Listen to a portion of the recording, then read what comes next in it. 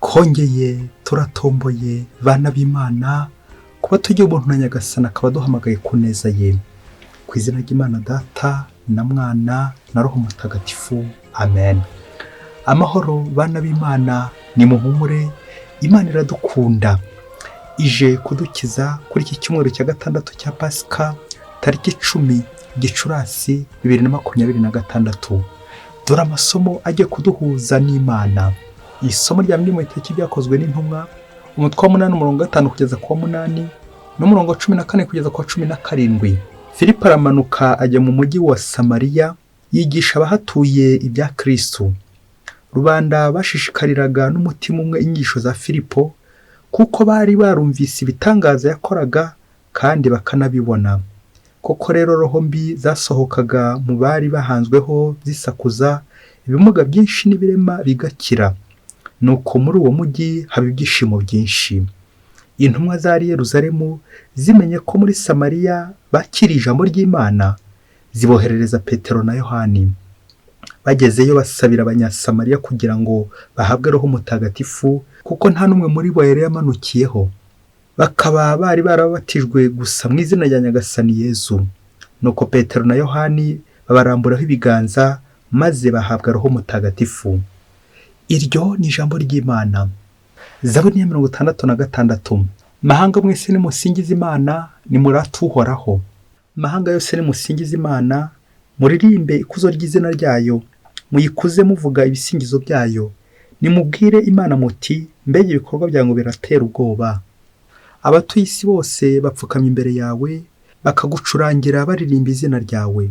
Nimuze mwirorere ibikorwa by'Imana, iyo abantu batinyira imyato. Yahinduye inyanja ubutaka bwumutse, n'uruzi barwambuka ku maguru rwakamye kare. Niyo mpamvu tuyigirira ibirori, ku bubasha bwayo iraganje ubuziraherezo. Abubaha Imana mwese nimuze mwumve, mbatekerereze ibitangaza yankoreye. Imana iragahora isingizwa, iyo itirengagije isengesho ryanjye, cyangwa ngo ureke kungirira ubuntu. Mahanga yose nimusingize Imana, nimurate Uhoraho. Isomo rya kabiri mu baruwa ya mbere ya Petero Mutagatifu intumwa, umutwe wa 3 umurongo 15 kugeza ku wa 18. Bavandimwe, nimwubahe Kristo mu mitima yanyu, kuko ari we Nyagasani. Nimuhore mwiteguye guha igisubizo umuntu wese uzagira icyo babaza ku byerekeye ukwizera kwanyu. Nyamara ariko mujye mubikorana ubugwaneza n'icyubahiro, kandi mufite umutima utaryarya, kugira ngo nibanababeshyera abasebya imigenzereze yanyu muri Kristo bazakorwa n'ikimwaro. Koko rero icyaruta no kubabazwa mukora neza, niba ariko Imana ibishaka, aho kubabazwa mukora nabi. Koko rero Kristo ubwe yapfuye rimwe rizima azi ibyaha by'abantu. Bityo nubwo ari intungane, apfira abagome kugira ngo abayobore ku Mana, abanje gupfa ku mubiri, hanyuma agasubizwa ubuzima ku bwa roho. Iryo ni ijambo ry'Imana. Nyagasani Yezu nabane namwe. Amagambo mu Ivanjili ntagatifu yanditswe na Yohani, umutwe wa 14 umurongo 15 kugeza ku 21. Muri icyo gihe Yezu agiye kuva kuri iyi si ngo asange se, yabwiye abigishwa bati, niba munkunda koko, muzubaha amategeko yanjye. Nanjye nzasaba Data azabahe undi muvugizi, uzaza kubana namwe iteka. Uwo ni Roho nyir'ukuri isi idashobora kwakira, kuko itamubona kandi ntimumenye. Mwebwe ariko muramuzi, kuko abana namwe kandi akababamo. Sinzabasiga muri imfubyi, nzagaruka mbasange. Hasigaye igihe gito, isi ntizongere kumbona, ariko mwe muzambona, kuko ndiho kandi namwe mukazabaho. Uwo munsi muzamenya ko mba muri Data, kandi namwe mukaba muri njye, nk'uko nanjye ndi muri mwe. Umenya amategeko yanjye kandi akayubaha, niwe unkunda. Kandi rero unkunda azakundwa na Data, nanjye nzamukunda kandi nzamwiyereka. Iyo ni Ivanjili ntagatifu. Bayoboke b'Imana, nimugire amahoro. Aha tugeze ni kuri buri munsi. Fungura buri munsi, ufungure buri munsi, ufungura abandi buri munsi. Ijambo ry'Imana buri munsi, ineza y'Imana buri munsi. Amasomo twateguriwe kuri iki cyumweru cya gatandatu cya Pasika ni amasomo aryoshye cyane, kuko nurangiza kuyatekerezaho uraza gusanga hari icyo ubuze, bityo bigutera ibyishimo by'uko ugomba kujya gushakashaka Imana buri munsi, by'uko ugomba gushaka Imana buri munsi. Amasomo nuyacengerwa neza, uraza gusanga hari ikintu ubura gikomeye cy'ingenzi, bityo bigutera inyota yo gushakashaka Imana, kandi ibyo ukabikora ryari? Buri munsi. Imirimo itatu ya Kristo ari nazo mpano aha Kiliziya, ariyo mu Kilatini Munus Legendi, Munus Docendi, Munus Sanctificandi, don de gouverner, don d'enseigner et don de sanctifier. Impano cyangwa umurimo wo kuyobora, umurimo wo kwigisha n'umurimo wo gutagatifuza. Muri iyo mirimo ko ari itatu arizo mpano za Kiliziya ndetse imirimo ya Kristo, natwe tugiraho uruhare ku busaserdoti bwa cyami duhabwa muri batisimu, ndetse bamwe bagatorerwa kugira uruhare kuri iyo mirimo ku rwego nyobozi, sacerdoce ministeriel, ku busaserdoti nyobozi. Muri iyo mirimo ko ari itatu, amasomo ikintu cyacu duteguriye kuri iki cyumweru aradusaba gutinda kuri uwo murimo wa kabiri twavuze witwa kwigisha, Munus Docendi, le don d'enseigner, umurimo wo kwigisha, prophetiser. Aho tuza kubihuriza n'amasomo y'uyu munsi yagarutse mu ijambo roho, roho mutagatifu, roho muvugizi, kuvuga nyine, dore ko kuvuga ari ukuvugira Imana, naho iyo udakoreshwa na roho mutagatifu uvuguruza Imana.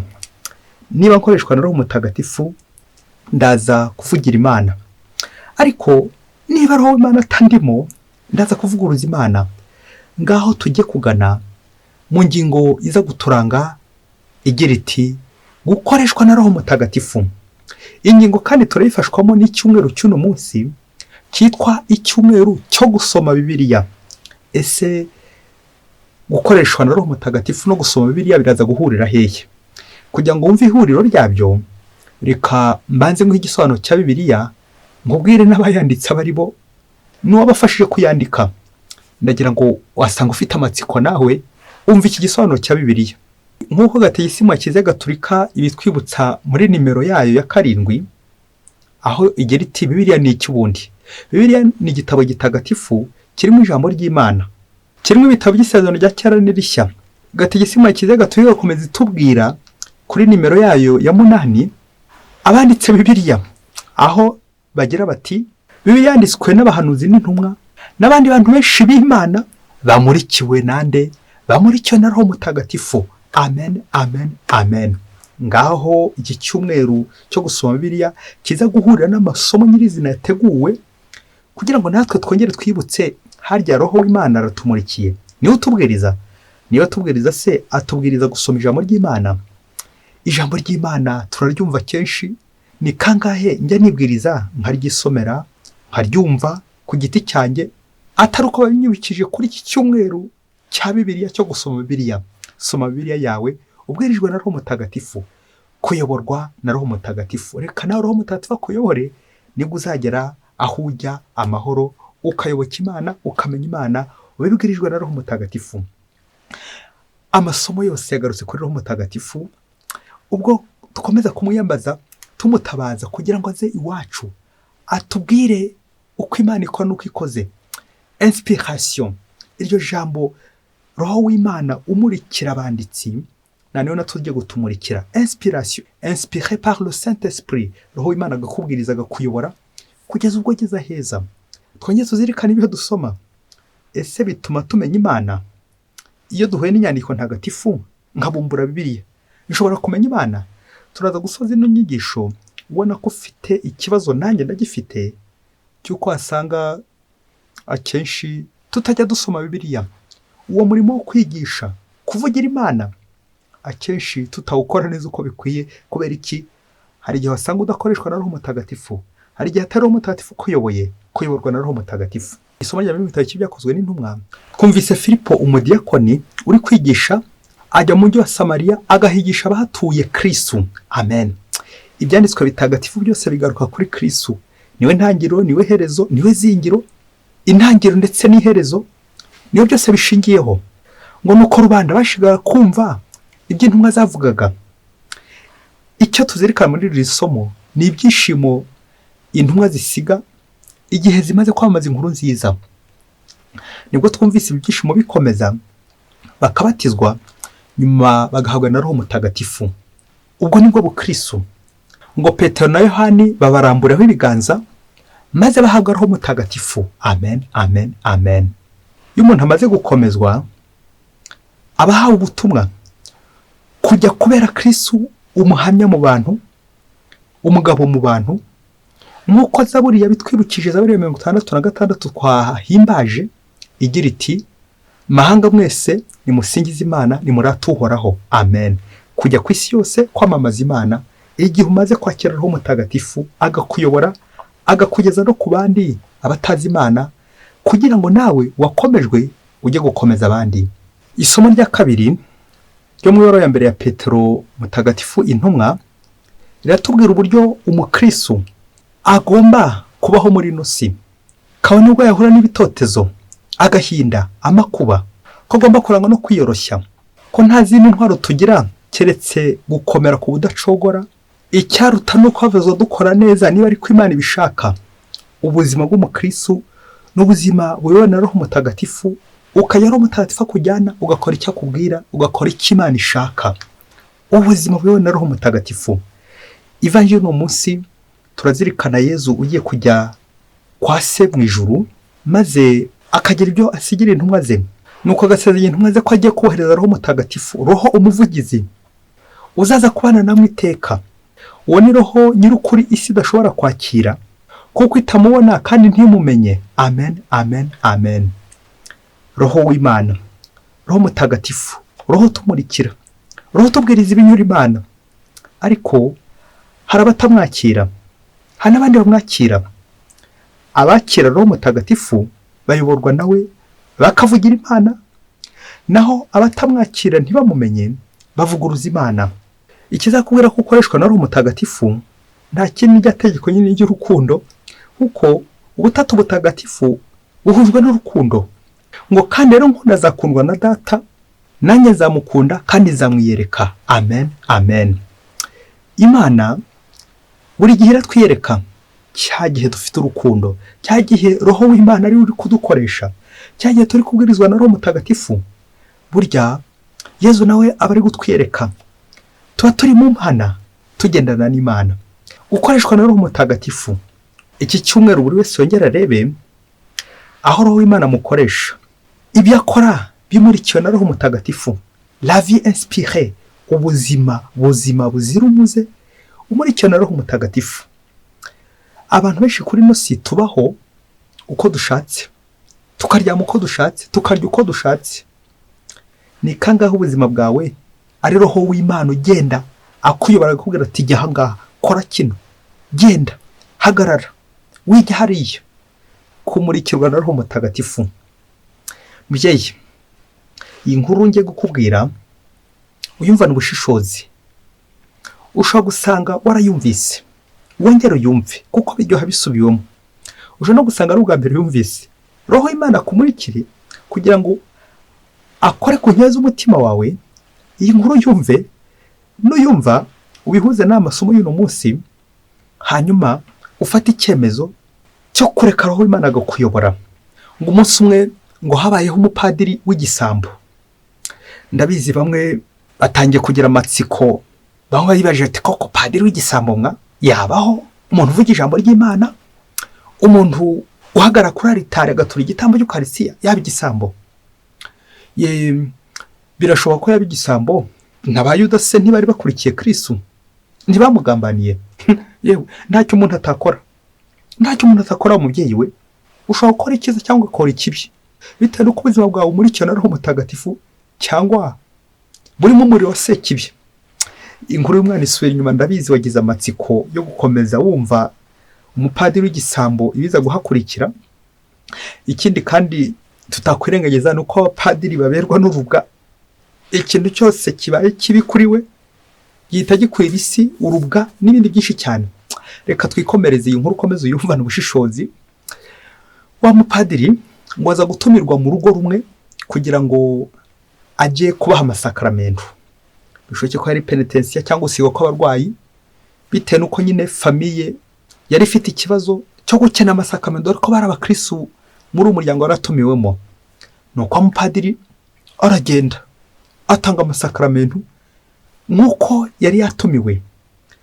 Ngo arangije gutanga amasakaramentu, rwa rugo dore ko bari abakristo b'indani, abantu bazima koko babwirizwa na Roho Mutagatifu, baza kumwakira by'agatangaza, baramuzimanira bikomeye cyane. Nuko bamaze kumuzimanira, bya bindi by'uko nyine nyakibatara bushyitsi, wa mubyeyi we unyumvire, ngo iyo neza amaze kugirirwa, wa mupadiri agira cya isubira ku icumbi. Akigerayo ngo umugore wo muri rwa rugo arebye ku meza mu bubiko aho yabikaga amafaranga, ngo asanga amadolari 100 yarabitse, inkuba yayanuye. Wa mupadiri amaze kuyajyana, karabaye. Wa mugore abaza umugabo ati koko padiri tumwakire arangiza dukore bino, adutwara amafaranga? Birumvikana umugabo yaranje gushaka n'umugore arashaka, dore ko bose ngo bari batatu muri urwo rugo, basanga ko ari padiri wagize ute wayatwaye. Urumva ubusambo bw'uwo musaza. Ubwo wa mugore abwira umugabo ati koko padiri dukorera ibi ngibi tumaze no kumwakira by'agatangaza, bishoboke ko bari banikopesheje hirya no hino kugira ngo umwakire. Umugore arabisha, bigeze aho n'umugabo arabisha. Nuko ngo bafata icyemezo gikomeye ko batsongera no kujya mu misa uwo padiri yasomye. Bigeze aho umugore yongera ati dushobora no kujya tugasanga ari we yisomye, ubundi tukongera tukamubona. Ahubwo ikiza reka tujya mu yindi paruwase ya kure, aho tuzongera guhuza n'amaso na cya gisambo, umupadiri gusa w'igisambo. Iyo nama umugabo arayumva, ati tumuhunge kuko yatwibye yaduhemukiye, amadolari 100 yose arayanuye cy'inkuba. Nuko rero wa mugabo yumva ya nama umugore amugiriye, kuko basanga ari byo kutazongera guhuza amaso na umupadiri w'igisambo. Bajya mu yindi paruwase bakajya gusenga, baremera bagakora urugendo rurerure rw'amasaha arenga 3 bagiye mu yindi paruwase. Mu gihe muri iyo paruwase yari iminota itageze muri 20 uhagera. Ba muri ubwo buzima ngo amezi 6 ngo ashize bari kujya gusengera mu yindi paruwase, umugabo abonye bimurambiye, udutike twose tumushizeho amafaranga amushize, dore ko byagomeraga no gutega kugira ngo bagere muri iyo paruwase mu misa bari bagiyemo. Umugabo aricara abwira umugore ati umva rero wa mugore we, ndabona ibiturimo atari byo. Nyuma yuko amaze kubona tumaze guhomba bikomeye kubera kujya mu yindi paruwase, reka tuzagende uriya mupadiri tumusange, tunamubwira ko yaduhemukiye kuko yatwibye, byashoboka kadusubiza n'amafaranga yacu, tureke kujya dukora ingendo nyinshi za kure, ubu tumaze guhomba bikomeye. Nuko iyo nama umugore arayemera. Umunsi umwe rero bafata urugendo bagiye kureba umupadiri bwa nyuma kugira ngo anabishyure amafaranga yabo. Bari baramurakariye bikomeye cyane umugabo n'umugore. Bagezeyo wa mugore ngo abariho wa mbere ufata ijambo abwira padiri, dore ko ari we wari wanabonye ikibazo bwa mbere, ati padiri rero amezi 6 ashize tukurakariye. Padiri ati kubera iki se? Twarakurakariye bikomeye njye n'umugabo kuko dukora ibintu bibi cyane. Koko padiri umuntu w'Imana utwiba amafaranga, utwo dufaranga twari kuzarya iminsi iri imbere, twaranakoze imana kuko twiba amafaranga. Padiri koko wadukoreye ibiki? Ubu rero twarafashe icyemezo cy'uko tutazongera gusenya muri no paruwase yawe, tutazongera guhuza n'amaso, ariko turaje kugira ngo udusubize amafaranga yacu kuko twarakurakariye bikomeye. Nuko padiri tekereza uburyo agiye gukura amafaranga mu mufuko ubundi abasubize kugira ngo boye kongera kumurakara banamubabarire. Tekereza uburyo padiri agiye gusaba imbabazi ubundi apfukame rwose asaba imbabazi umupadiri w'igisambo. Nuko padiri amaze kumva ikirego amaze kumurega, nuko arababwira mu ijwi ryoroheje atari nk'uko ngende kuvuga ngiye usaragurika, ati umva mwa babyeyi mwe, koko amadolari 100 narayabonye. Hanyuma hagiye kurikiraho iki yaduhe rero. Narayabonye nyuma yuko mu mpaye cyo kurya, nabonye ayo mafaranga afite agaciro, mbona ko naramuka agoyeho isosi atongera gukoreshwa, nuko ndayafata nyashyira muri Bibiliya iri ku meza yanyu. Ndangije ndigendera, aho rero niho muza kuyasanga. nuko wa mugabo na wa mugore neza neza bamera nk'afatwa n'amashanyarazi bakubitwa n'inkuba. Koko amezi 6 yose arashize tutarabumbura Bibiliya, koko tukurakariye. Ngaho nawe tekereza, uza gusaba imbabazi arinde, uza gutangira ishiza akaboro ninde? Uyu mugabo n'umugore afatwa n'ikibanza cy'imisa 25, bibaza uburyo koko amezi 6 yose arashize kandi n'abakristo b'indani bayobora abandi mu ikoraniro, basengera abandi indani mu ikoraniro. Ariko amezi 6 ashize koko yabiriye batarayibumbura neza babura aho barigitira. Ndoze kwirwa mbaza uburyo bwo baje gukora n'ikimwaro, bibaza nyine amezi 6 yose ashize bakora urugendo barahombye, guhombana bitabuse barishyizemo wa mupadiri. Ati padiri yaratwiye, padiri w'igisambo. Sijye wahera niba ari icyo gisambo cyahera ntuze kumbaza. Bakristo bavandimwe, Yezu Kristo akuzwe. Ngaho nawe ushobora kuza kwibaza ngo haryo ubu Bibiliya nyiherutse ryari? Mperutse gusoma Bibiliya ryari? Basanga nawe muri Bibiliya hari amadolari 100 utarabona, hari umujyaneza washyizemo utarabona, kubera ikintu gisoma Bibiliya. Roho Imana ntagikubwiriza. Reka dusoreze ku bintu 4 biza kugukebura nawe urebe niba ukibwirizwa na Roho Mutagatifu, niba ugisoma Bibiliya. Kandi icyambere turazirikana kuri uyu mupadiri koko uza agaciro k'amafaranga, akamenya n'agaciro cy'ijambo ry'Imana, ku buryo abwirizwa na Roho Mutagatifu yagiye gutanga amasakaramentu banamuzimaniye, akibwiriza n'ibyo bindi bikorwa byose ashobora kugenda akora kugira ngo ubuzima bukomeze, ndetse akazanihanganira n'ibigeragezo byose, ibitotsi bari kumutuka n'ibindi byinshi cyane. Kongera dukoma agatima ku bantu bahanura bigisha ijambo ry'Imana. Ese mvugira Imana cyangwa mvuguruza Imana? Nshobora kubwirizwa na Roho Mutagatifu nkagira ikintu nkora cyiza kizamenyekana nyuma ubwiza bwacyo, ngakora ikintu cyiza kizagira abandi akamaro mu minsi iri imbere, guhisha muri Bibiliya ngaka agaciro ka Bibiliya. Nkanjye w'umupadiri nsoma Bibiliya ryari, nigisha abandi Bibiliya ryari, ndangira abandi nte kugira ngo baze kumbura Bibiliya yabo. Genda ubumbure Bibiliya urasangamo y'amadolari. Koko iyo ubumbuye Bibiliya ubonamo amafaranga, kuko Bibiliya irakize, ijambo ry'Imana. Abaryanditse bamurikira na Roho Mutagatifu. Inspiration buri irahenda, kugira inspiration ni ikintu gikomeye cyane. Padiri Marcel, frere, usoma Bibiliya ryari?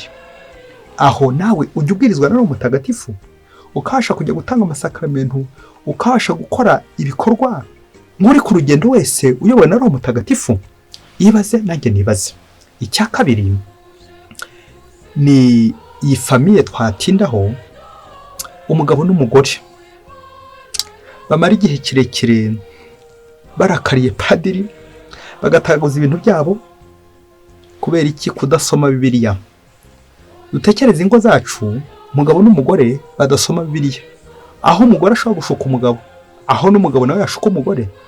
Ariko iyo uri umugabo hari aho bigera ugatekereza utariko umugabo n'uwicara akavuga ati aya mafaranga yose ndi gutakaza kubera umujinya natewe n'uyu mugore n'uyu mupadiri w'igisambo n'undi.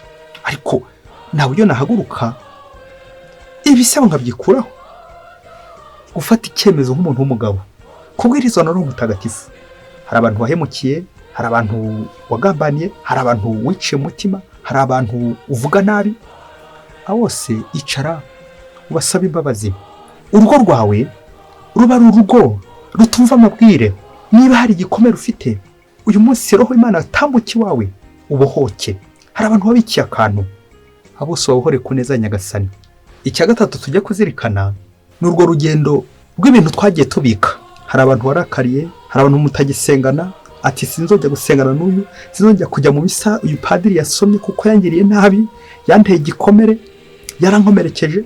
Aha, iyo misa ni ya padiri cyangwa ni ya Kristo? Amasengesho na ya padiri cyangwa na Kristo?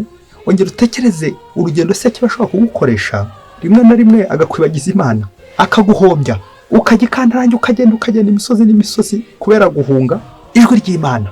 Ongera urebe ibikomere ufite, hari igihe uza gusanga hari ibyo witeye, nanjye kuvuga hari ibyo witeje nabyo bikazarangira urakariye Imana, urakariye abana b'Imana kandi wasanga se atari wowe ufite ukuri.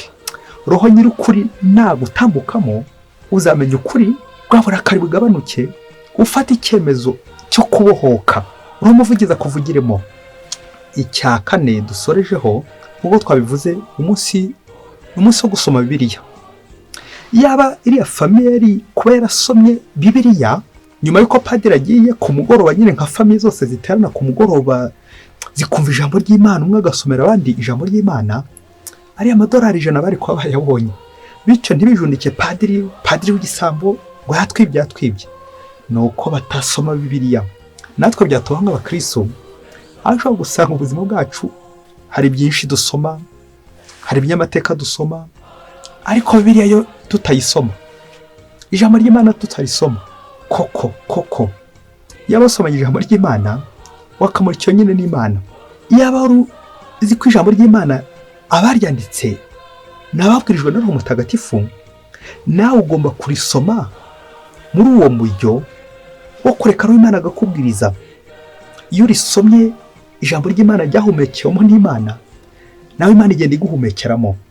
Mbega byiza kuvugishwa n'Imana, mbega byiza kureka Imana ikagukoresha. Tureke Roho Imana tuyobore, nibwo tuzagera heza.